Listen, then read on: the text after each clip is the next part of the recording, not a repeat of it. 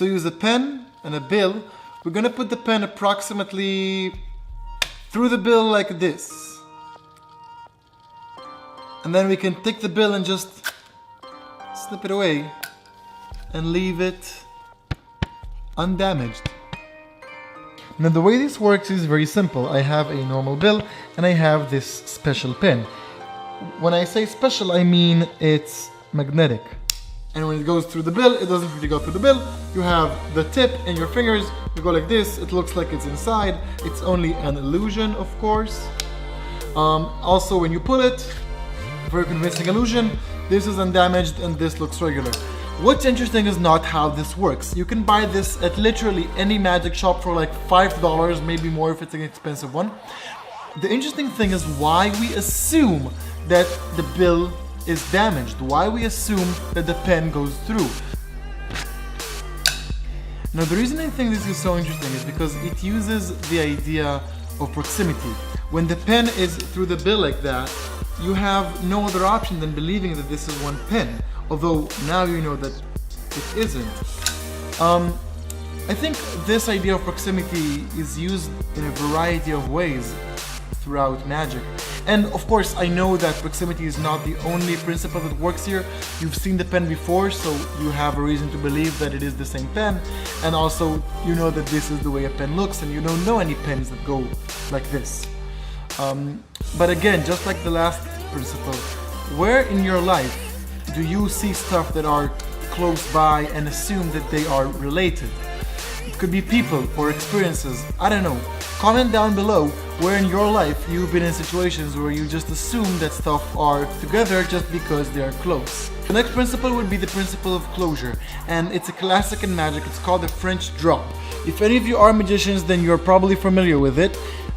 It looks like that. So you use a coin,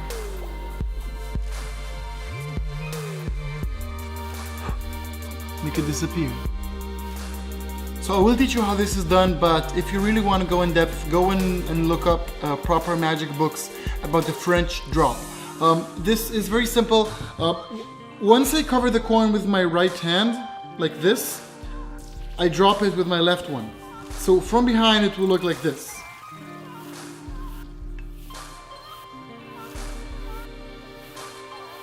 So closure is probably my second favorite one, because what happens is your brain makes up all the things that happen from the moment I cover the coin to the moment where it's gone, because it doesn't see the coin, it only believes that it's in my hand.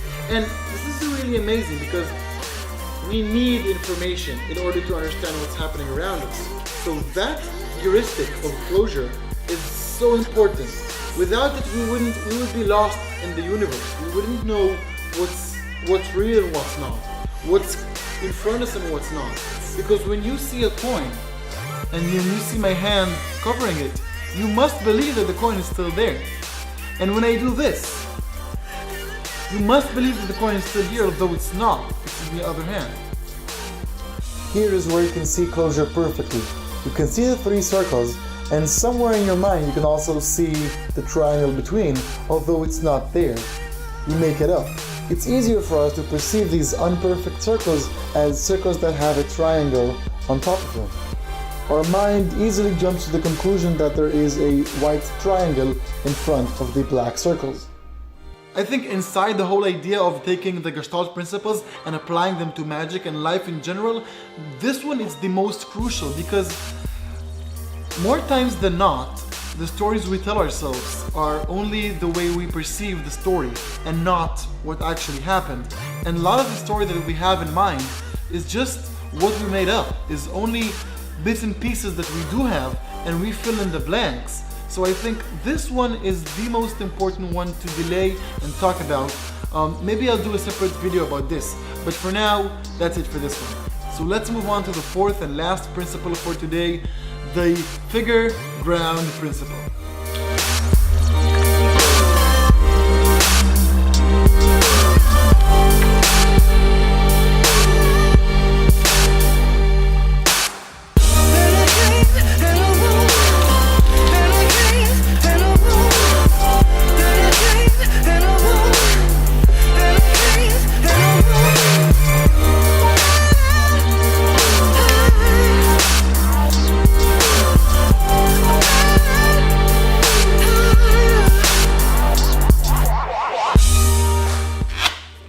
So will I teach this trick? No. It's using what's called a control and a palm. If you do magic, you know how it works. If you don't, enjoy the trick. What I like about this trick is that what you're looking at is never what you should be looking at. So when you're looking at the spread deck, then you should be looking at the box. And this kind of gives me the leverage to talk about the last point, the figure ground.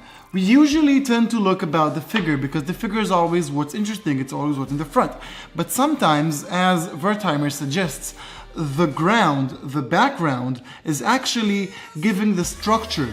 And by being the structure, it gives the whole image or the whole scenario its own tone. So in other words, sometimes the background is more important than the foreground, or the ground is more important than the figure. In this trick, so yes, I mean what's happening under the box of cards is more important than what's happening in the deck of cards, because that's where the magic happens. If you want a really good example for a figure ground, there's my logo. You can see that on the figure, so there's a question mark, but on the ground, there is my face. So what is what? What is the foreground? What's the background? This image that you probably have seen before is a great visual representation to the figure ground principle. On first glance, this might look like a vase, but if you look closely, you can kind of see two faces facing each other. That's a great example for how the background can sometimes interfere with the foreground. Okay, thanks for watching. I hope you like it. Let me know in the comment section below what you think about these principles and the Gestalt principles. It took me a long while to understand exactly how to simulate these principles in magic ideas. I hope I did well. That's it for today. Thank you very much for watching and see you next time.